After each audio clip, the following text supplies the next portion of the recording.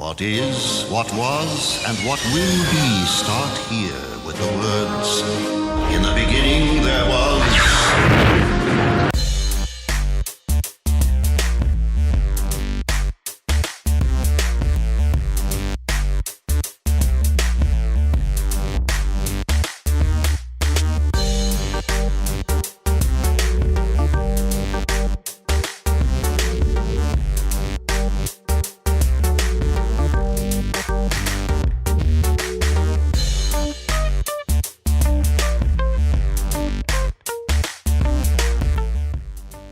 Hello and welcome to the next episode of Bearded Game Masters. As always, my name is Ron and I am joined with Mike. Hello.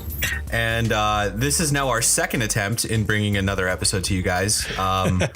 We had something going on a little bit ago, and it turned out we recorded for about 30 minutes, and about 30 minutes, and the software that I use decided to just not work, and we kind of wasted a lot of time, and it was a little angry. We made us a little angry, and we're trying this again because we keep saying we're going to get on a regular schedule here, but it never happens. I mean, Murphy's Law kicks right in as soon as we say we're going to do it. Yeah, we're going to do it, and then look what happens. Expect our next episode by the 4th of July.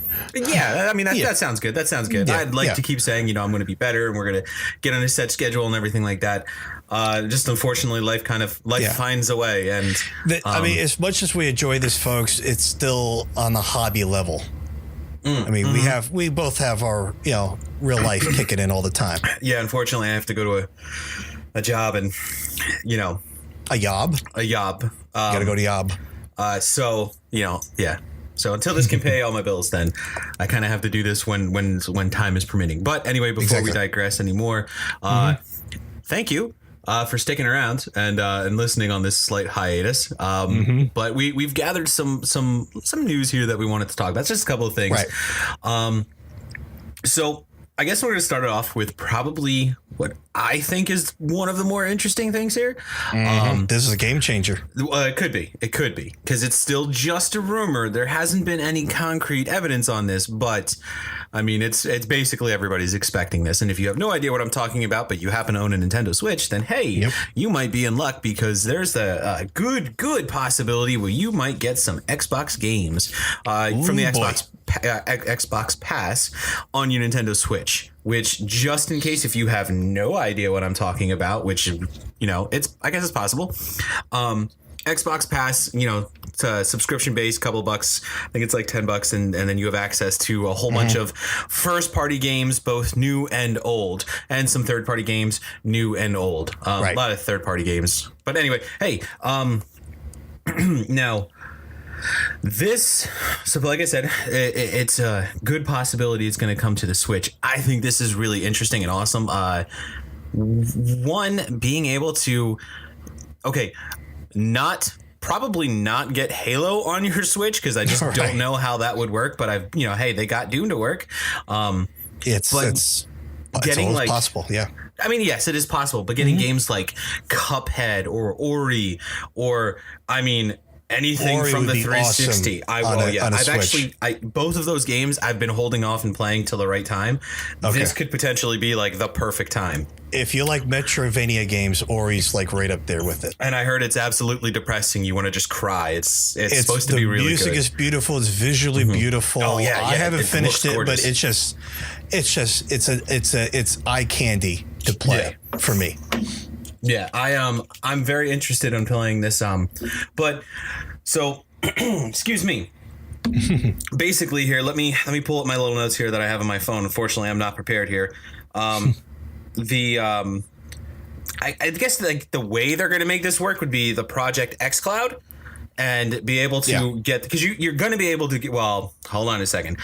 Microsoft says you can get the games you want on devices you want whenever you want. That is their quote, pulled straight from Twitter.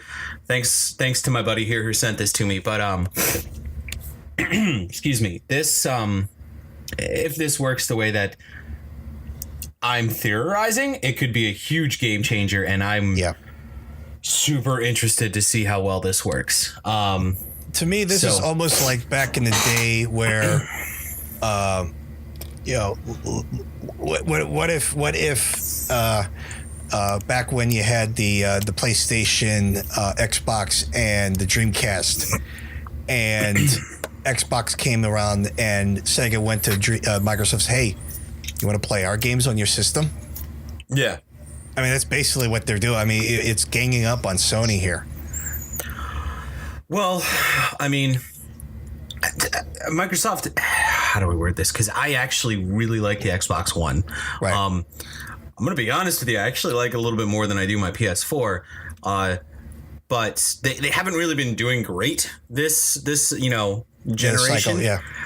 They kind of shot themselves in the foot right from the start. But I mean, that's a whole nother topic. Yeah. Well, they rebounded. Oh, great. They walked back a lot of comments that. Yeah, but also, I mean, at that point, like when you started off, your first impression is awful. They did that at what was it? Yeah, E3 some years ago, and I think they've just kind of. Yes, they've made some steps in an awesome direction, in a really good direction. But yeah, they have been kind of trailing behind Sony this generation. So, and I keep hearing rumors where Microsoft kind of really wants to get out of the whole like actual game making and go more into like. Well, they want to get out of the hardware part of it. Here. What is it? What? Oh, I'm sorry. I thought you were going to say something like. Yeah. Well, they want to get out of the hardware of it. Producing them? Yeah. Yeah. It just license the games. Mm-hmm. I mean, yeah, they have the Xbox part of it, but you also have Windows. People forget that's Microsoft. That's a Microsoft platform. And they don't do any hardware on that end. That's all third party right there. And, Lego for adults. So they just have the operating system on that. And the core of the Xbox operating system and the Windows 10 operating system are essentially the same. And they have been testing out with, I forget the name of it, there was a zombie game where it's an Xbox game, but they wanted people to test play it on Windows using because they were testing out a kind of like an emulation system. So that the game doesn't have to be recompiled for PC. It's an Xbox game made for Xbox. But let's face it, Xbox and PC and PS4, PS5, PS4. Getting ahead of myself. The PS4 hardware are basically PCs. It's not much of a leap to get them over, and so instead of having them recompiled, it's kind of like an emulation thing. Mm-hmm. And that's a possibility where they'll just take the whole Xbox library and just stick it through the Xbox app on the on Windows 10 and on your mobile. Yeah. There you go. And then you have the Switch. Yeah. So this is pretty interesting. I'm curious to see where this goes and how this. Well, I think inevitably this is all about streaming games over the internet. Which, oh God. Well, I mean, I'm sure in certain markets that's a possibility. In our rural neighborhood, good luck with that. Yeah, I mean, I'm hoping that with this they kind of do what. So like on for the Xbox One, when you have the Game Pass, like you can go and download the titles, and then as long as your subscription is still active, you can play those at any given time. Mm-hmm. I'm kind of hoping that's what they do. Like if they put this on the Switch, I think I don't want to stream. Just let me download. Right. Let me play offline if I want to, as long as as long as my account is still active. Like now, is this like the one subscription is good for all platforms, or you need a separate subscription for each? Well, but yeah, I mean, I would like to think that one would be good for all, but I mean, we'll have to go and see how this is. In my mind, it could be one for all, but you can only play one at a time. So, like, if you fire up the Switch, you can't have somebody on your Xbox playing the same game on your subscription. I think they'll put a limit on that at least. Because if they do, what is it, $15 a month? $10 a month for the Xbox, 10 months for the Switch, and then 10 months for the PC for the same games. that's going to eat up fast, and I don't think it'll be very popular in the end. No. Yeah. So I can picture more being... They have to do one subscription, but they could limit it to maybe just one play at a time. Or if anything, just like, X amount of devices at the same time can be logged onto the account. Whatever they're playing is, doesn't matter. Just like, how Netflix and Hulu and all them are. Right. So, we'll have to wait and see how that one goes. I'm very, very interested. I'm hoping that this is kind of like what I'm thinking, but I mean, it's also, like I said, it's just rumored. It's rumored. We're speculating here. We're talking with the best possible outcome we like to see. Yeah. And on the topic of, now I can't even make the gateway there for like best possible topic because they haven't been having a good time. So in a very slightly awkward segue, because I can't think of anything to kind of like work into it. EA. EA has been confirmed they're bowing out of E3 this year. I guess they're gonna like stream any announcements. Yeah. Well, before before the actual press event, they're going to do some streaming. They're going to showcase their games that way, and they're basically just going to they're going to take control of the whole set like that. So take control of the message. Right. You can only find out what they want to tell you, and then questions and all that fun stuff is limited to none. That doesn't bother me. I mean, they have your right to spin whatever they want. It's their show. Go for it. I mean, I'm not surprised though by this. Just because last year wasn't that bad with their E3. I mean, it wasn't great. I mean, but we had higher hopes. There. I mean, I'm pretty sure most of that E3, everybody had higher hopes. I'll give EA this much credit. They didn't have a musical like Sony did. Listen, all right. No, I can't argue that one. They give EA credit. They at least went right to the meat and potatoes. They didn't do some live concert thing, which they wasted my time, in my opinion. But Sony went that very like artsy style for it, and I'm sorry, I'm not that hip chic.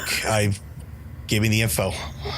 I mean, I very much wanted to, but also to be fair, I mean, they had some big announcements, but they didn't really have that much, so they padded it out a little bit. It makes sense, I guess. They padded. I know I'm being generous here. But nonetheless, I mean, so you've got EA that's bowing out of this. You've got Sony that's bowing out of this. Right. So really, this is going to be, Nintendo, it's Nintendo's Microsoft, game to shine, right? Well, I mean, yeah, that's right. They got Microsoft and Nintendo are going to be the last two big players.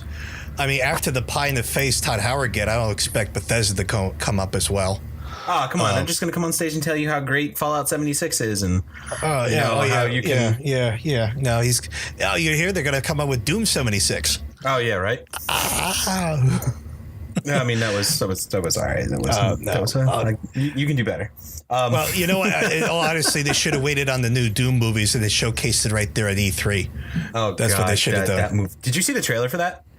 I haven't. I heard about it, and I almost. Yeah, it is like just all right. Listen, just in case of no one else listening to this, all three of you have no idea what I'm talking about. There's another Doom movie coming out. It's like Doom Annihilation. Maybe hold on, because I had it sent to me in a text. It would be it's yeah, no, you're right, Mike. Doom Annihilation. See, I didn't even see it yet. It's really riding the coattails of Mortal Kombat there on that one. It looks so bad. Now, are we talking like slap The Rock Johnson bad, or wait, what was that? Well, like the last Doom movie they did. The last Doom movie was a guilty pleasure. That movie, it was awful, but I had so much fun watching it. The Rock is a charismatic bastard. Yeah, I enjoyed it. I enjoyed it as well because it was like playing the game without playing the game. I mean, kind of. Yeah. That one section, that first person section was fun. Mm-hmm. No. Okay. Now, granted, this is just a trailer, and I mean, there's plenty of trailers that I've seen that aren't really all that great, but the movies end up being good, and there's trailers for movies that are great, but the trailers are awful. if I just didn't say the same thing twice, basically. Yeah. Just reverse. So this could be that case where like it's just a bad trailer, but like No, I mean I'm pretty damn sure. This is giving me. What's that? Should I drop the full 3D IMAX $20 ticket on this, or should I wait for Netflix? I mean, I would wait for Netflix, or if you have a friend who's dumb enough to buy it when it comes out to Blu-ray and like a week after it's out in theaters. Come on, listen. I have bad movies, but I mean, I have some standards here. This is like on that like Mortal Kombat Annihilation level here, just by the trailer. So I might be proven wrong, but right now it looks so bad. But anyway, a little off topic there. Yes. So we have, EA is bound out on this one. I'm not really surprised. Like they haven't really like, how do I word this? Like, their last couple of games haven't been doing so great. I mean, Anthem came out and like, I really like Anthem, and I think it's like me and like 5 other people who really do. Right. And then like everyone else is just having they're very disappointed. I'm sorry. Very disappointed in this particular title for a variety of reasons. But I know they're having issues with that. Yeah, most of it is just it's either EA or it's BioWare, and that's beyond. That's like I every day I see something new that people are just bitching about the game. I haven't played it. I haven't fired up Origin in months already, to be honest. Yeah. And the whole battle royale thing is just not in my blood to begin with. So, but it's like they just can't catch a break. Well, with this particular title, no, they can't, because every time they fix something, they break something else. Yeah. Like, and now there's people are talking if BioWare just going to be obliterated at this point. I mean, they keep saying no, and EA keeps saying no, but everyone else knows their track record, EA's track record. Yeah, yeah. I mean, it's one of those cases where like I like it, I have fun with it. It has its faults. Dear God, does it have its faults? It came out way too soon. I think it needed another year, maybe, to just kind of right. But what happened with the between Battlefront 2 and Battlefield 5, they needed a winner. Yeah, quick. They needed, and unfortunately, they rushed this one out like it shouldn't have. And I don't know if that's more. I saw that coming when Battlefield 5 just flopped. When you just like couple of years ago, we were singing the praises of Battlefield 1. Yeah, and then all of a sudden it switched. Now Call of Duty's the better one. In relative terms. Yeah. Okay, I'm still the Call of Duty 2 guy, so. I mean, I've had my fill of them, but I still. World of War was fun, though. I'll admit that. Oh, World of War was. Yeah. So, speaking of war. Oh, okay. Now that's a segue. There's a segue. Speaking of war, intergalactic alien war. That is true with Marines, Space Marines. Mm-hmm. But we're not talking like the 40, the Warhammer 40K and sexy stuff. Blue holographic girls. Now that we're getting to talking here. So, Halo, the Master Chief Collection was announced. It's coming to PC. I believe it's coming to Steam. It's coming to Steam. I haven't heard anything about Epic Games though. It's just so far Steam. There's something. So anyone who's a fan of just Halo in general, like this is like perfect. It is the like. It's the collection. So I've played it. I had it on the Xbox when that was the only way you could play it. Right. Basically, go ahead. Well, I was going to go through what it was going to have. I forgot. Well, it has the first Halo. Well, actually, I lied. All of Halo 1, 2, and 3. And then it's going to has ODST was patched into it, and then. When this comes to PC, Reach is coming to it. So basically, all of the Halos, that's were. Hold on, let me try this one more time. All of the Halos that came out on anything other than the Xbox One. Yeah. So now that Halo 5 Forged though. Not the Forge, no. But it's going to have most importantly, it's going to have the multiplayer, which is ultimately what everybody wants because I mean, Red versus Blue. Red versus Blue. I was, I was that guy that had like 18 of my friends and all at one house, LAN partying and just drinking and playing Halo Saturday nights into the wee hours of the morning, hollering obscenities at each other. Now I'll be honest. I'm interested to see if they actually do provide keyboard and mouse support, being a first person shooter. I would think so. I mean, if it didn't, so, that would be really because weird. then I'm absolutely sold. Otherwise, I mean, I could use a Steam controller because to me that feels better on the first person shooter controller than I get thumbstick. But that's you. personal preference. I'm not ready to start a war here, folks. Because I am right anyway. But that's neither here nor there. But yeah, I mean, again, it's still the same Microsoft platform in the end. It's still it's Windows. Microsoft still wins in the end. As I mentioned earlier, they're talking Steam, and I believe also the Microsoft Store as well, but no Good Old Games or Epic or Origin. No, you won't get that on there. No. So. Just a little side note for anyone who is thinking about it. It is all of the old Halo games that came out, but they are like touched up and made pretty. Just to put that out there, it just made me think of that. Well, I'm sure over the years they found like little glitches and stuff, and they fix it here and there. Yeah, I mean, stuff like that more than likely.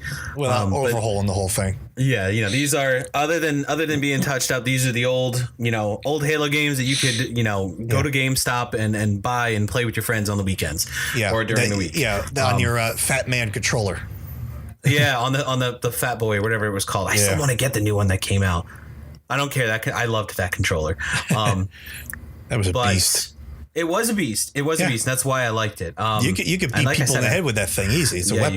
You could. The only thing that sucks is when they released it for the Xbox One. It's corded. It's not a wireless controller. A little part of me was just like, oh, all right, I'll use it. Well, wasn't the original one corded? Yeah, the original one was corded. Oh yeah, then you get the experience.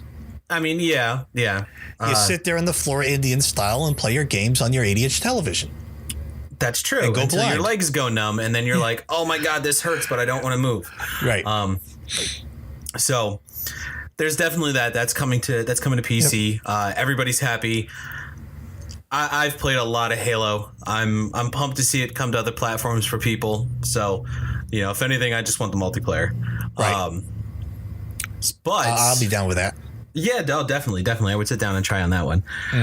But the next piece of news. Now, this isn't really news. I mean, this has been around for a while, and pretty much everybody's known this. But we wanted to talk about this, give our own 2 cents, if you will.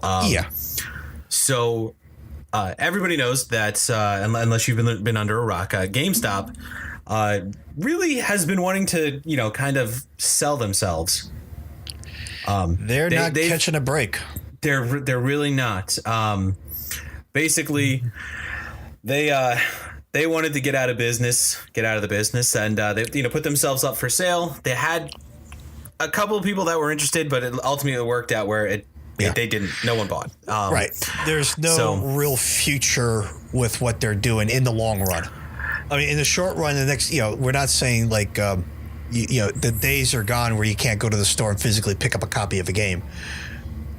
But it's heading down that way, and people who are, no one's going to drop millions of dollars on a company that can't pivot like that. One, that's knowing this is why when you go into a GameStop now, you're seeing all of that knickknacks and T-shirts and all the other, everything from Think Geek. Yeah, kind of like an FYE. It's you're there for the movies, but honestly, they're really trying to tell you T-shirts and the pop figures. Kind of. But I mean, who really goes to FYE anymore? Well, man. I mean, just to blow some time at the mall, to be honest. But that's me. Okay. And to say, "Oh, that's cool," and not actually buy anything. Buy it. Yeah, because they're overpriced. I don't have the money for that. But I know GameStop was looking to Wizard to see if they could set themselves up as a official Magic the Gathering tournament sites, which would be weird because the GameStops aren't really that big. No, and the thing is, like, it would actually hurt the local card stores.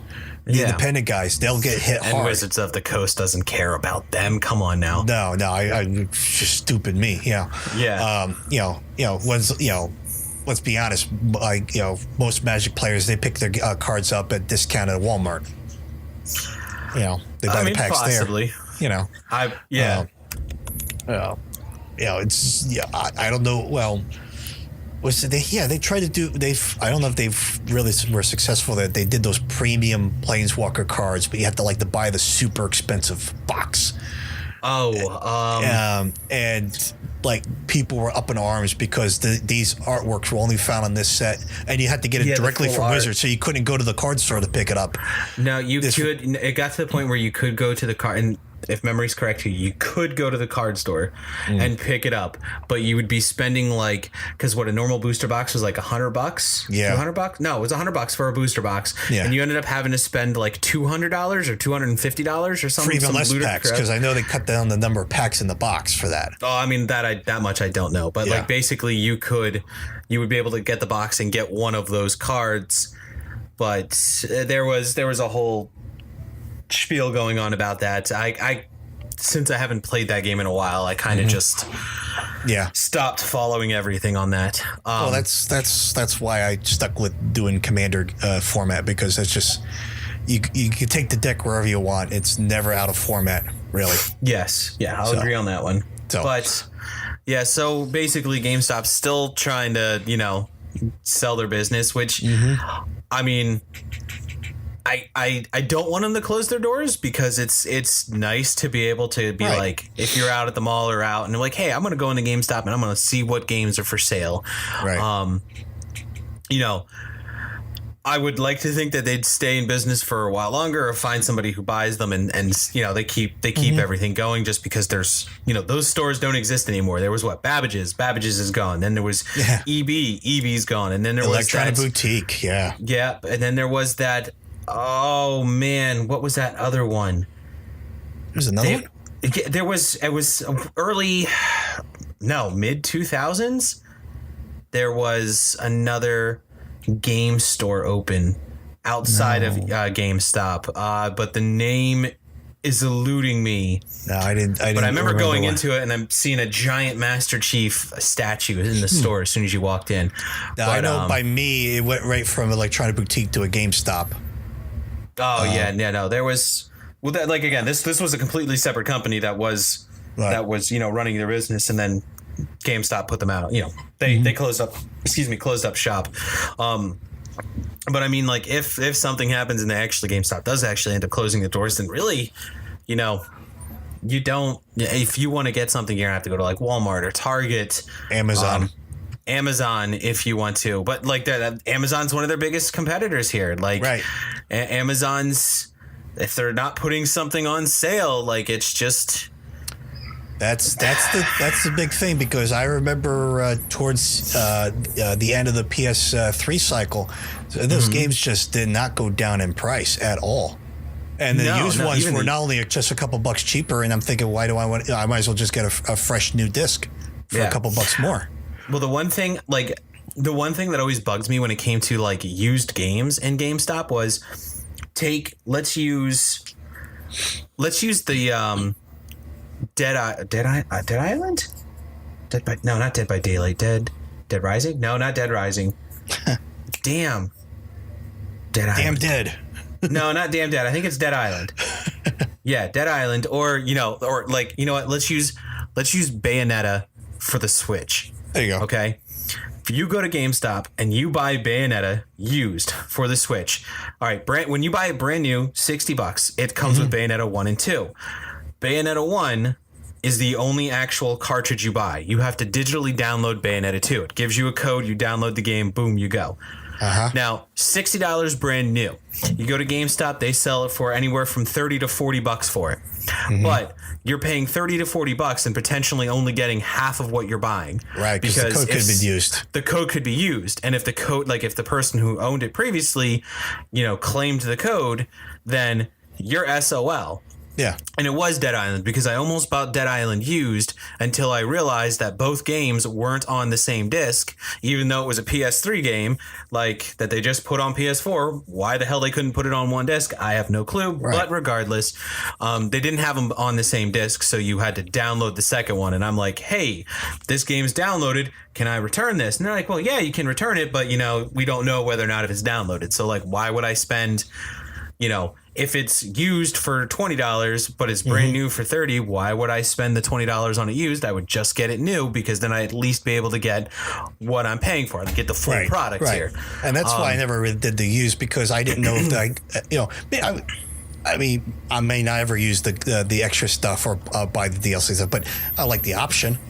Yeah. Now, granted, I have gotten lucky where I've bought a game used. I remember I bought like Mass Effect 2 for the Xbox 360. I bought that used, and then I got home and it still had like all of the digital download cards on the inside, and I was just like, I'm going to see if these work still. And I typed in the numbers, and I was able to claim every single one of them. The person who had it before me never used them, and I got my hands on it. You can get lucky sometimes with that, but 9 times out of 10, like, you're probably just going to end up hosing yourself if that extra content that you can download is what you want. So when that part for the used thing, that kind of sucks. But also, I mean, this is something I didn't know. But like when you had made mention about finding, a game that's used for only just a couple of dollars cheaper than it brand new, even if it's one that's been out for a while. The whole reason they do that is because like they themselves don't have that many copies of the game. So basically what I'm saying is let's take what do I got sitting here? Let's take Anthem. Okay. Anthem came out, we'll just say a month ago. All right. GameStop, if they have a million copies, used copies of Anthem that people trade in, then they're going to sell it at a heavily discounted price because, well, when I say heavily, I'm talking GameStop heavily. So instead of $60, it's $40 or $45. But they're going to sell it at a cheaper price than if they had only like 100 copies of it. Their prices on their used games depend on how many copies of it they actually have in their warehouses. Kind of makes sense, but also when you're looking at titles that have been out for quite some time, it's kind of it's butts. I mean, even now, now that like the PS3 is done and over with, there's some titles I look online and they still haven't come down in price. They're still like $40-$50. Yeah. It's just, I don't know. That kind of boggles my mind. I mean, you think by now you want to get rid of the inventory. You would think you'd want to, but I mean, if there's any advice that I can give to anyone, if you've got GameStop credit, use it. You use it. Yeah. Yeah. You use it just in case. So, I mean, the last thing that we kind of wanted to talk about was like, and we did most of it here too, was like, with GameStop trying to get out of the business, or at least that's the way it's looking. Yeah. There's plenty of people who argue like, oh, well, it's, digital games are killing this, or being able to buy physical COD games online, like through Amazon and whatnot. And that's the thing too. If you buy it through Amazon, like if I bought, what's that one, that Division 2, Division 2 on Friday when it comes out, it'll be at my house waiting for me when I get out of work. Right. Sorry, I don't know why I had to plug that one in, but I did. So anyway, huzzah. So there's people who argue about, depending, is it being able to buy it digital? I mean, all right. So sorry, I'm kind of trailing here, but I've got a friend who, I personally would buy the game physical. I like owning the physical copies. I like adding it to my shelf. I like having a collection.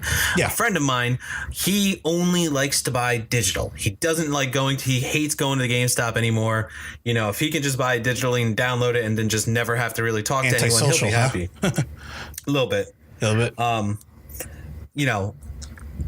There's people who argue that they like that. Right. And I mean, I'm an old school guy. I love the old big fat PC box games. There's a YouTuber called LGR. He's got a full shelf of all that stuff. And it's just, to me, beautiful to see all that stuff. I mean, the artwork in a lot of them was fantastic. So, I mean, this kind of it delves into how does a publisher and a developer make money from their game, and the idea was originally you just paid full retail price for the game, say like $40-$50, and maybe 4 or 5 months later you get a $20-$30 expansion pack, 2 or 3 of those, and then you call it a day. The game's done. You know, Baldur's Gate did that. TIE Fighter did that. They had 2 expansion packs with that. Yep. A lot of games did it that way. You pay the full price and you got the expansion packs later. Morrowind did that as well. And then speaking of Morrowind, a certain company, Bethesda, had the bright idea to charge for stupid little downloads, DLC. And the famous $2, $3 horse armor was invented. And boy, did that floodgate open up. So now you're paying full price, retail price, and now you're also paying for DLC. And now they even go with the microtransactions. So it's not even a full item anymore. It's like part of an item. Microtransactions for gun, for ammunition or something like that, or for decal crap.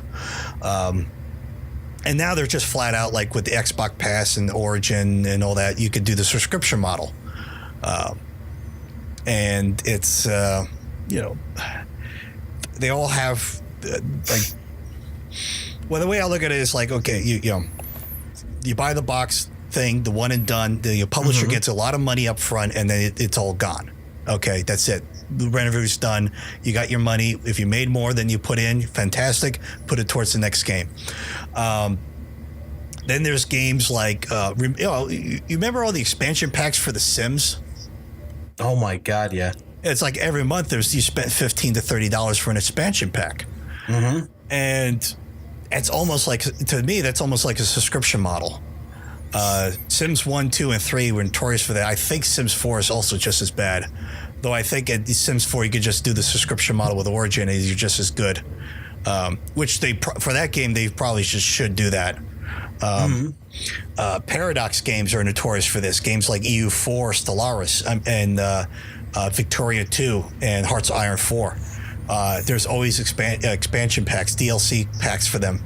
And if you play all those, it becomes very expensive to own those titles and keep them up to date with the latest and greatest features. And then you got then going back, there's the microtransactions.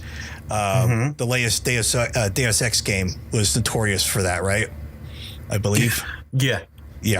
They got in hot water for that. But pretty much every game now's got microtransactions. EA games pretty much now have just microtransactions.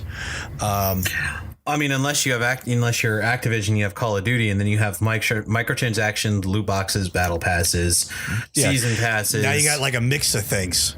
Yeah, that's right. A season pass, instead of just buying an expansion pack, you pay a price for the promise of certain added content later on. Instead of just buying the content as it comes. Yep. On the promise that it's actually cheaper in the end, which is not always the case. No. Yeah, there's. And I'll admit, when season passes first came around, when I started seeing that, I was a little confused. Because I was like, well, why don't I just buy the expansion packs they have here? Why do I need a season pass? If I buy a season pass, do I get the other stuff as well? Or does it just start now? And it was never explained to me how that worked. Originally. It was when that all started. I mean, it was in a really weird state on certain titles. Some of them it was easy on. Like, as much as I hate to use this reference, Call of Duty with the season pass. Because God knows they had season passes that were just as expensive as the game. Right. But what's that? I was thinking like a BioShock Infinite had season pass. Yes. And that's where I first saw that. I was always a little confused about that. Do I get the season pass and the DLC, or do I get them both, or do I get one or the other? How does this work? And maybe I'm a little Johnny come lately because I'm pretty sure season passes, I think, were on the consoles for a long while. I was a little not too sure what I'm looking at there. Yeah. I mean, the season pass on that one, you paid for X amount of dollars for the season pass, and when the content came, you had it for free. It was only 2 content really for that. It was a couple extra stories for Infinite. Which were good. They were very good and deep in lore for sure.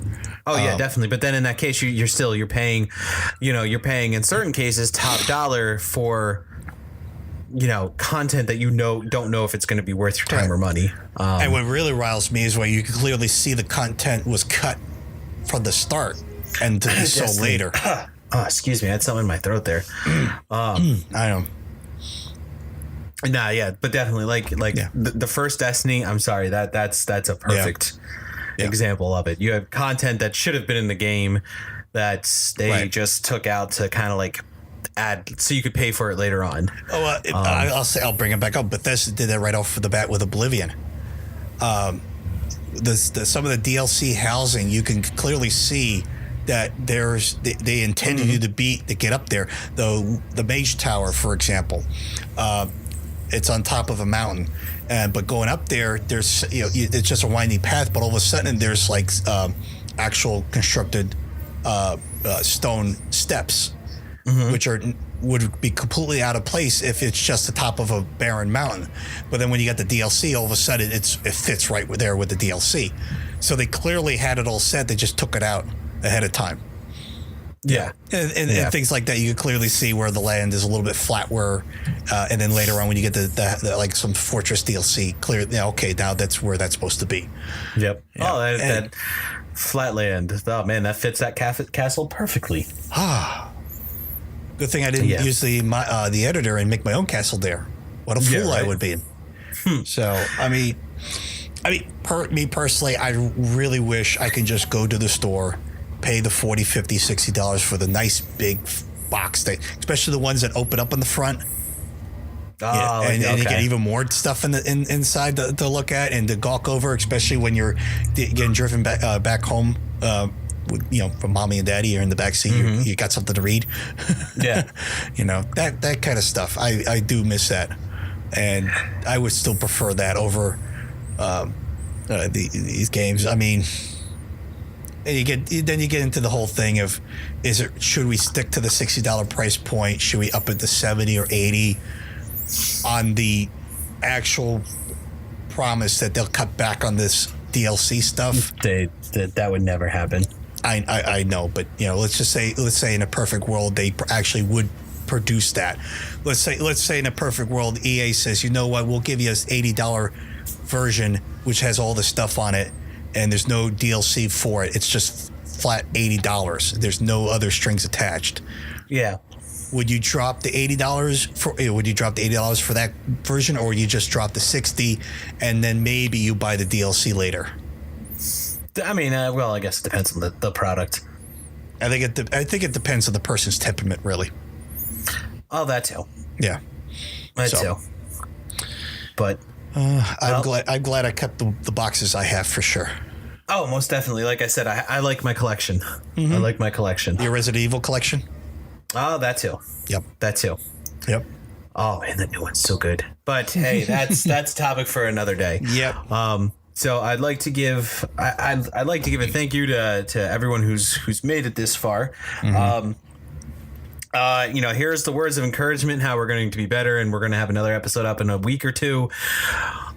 And then, I'm going to actually be realistic and say we'd like to have an episode up in about a week or two. Yeah.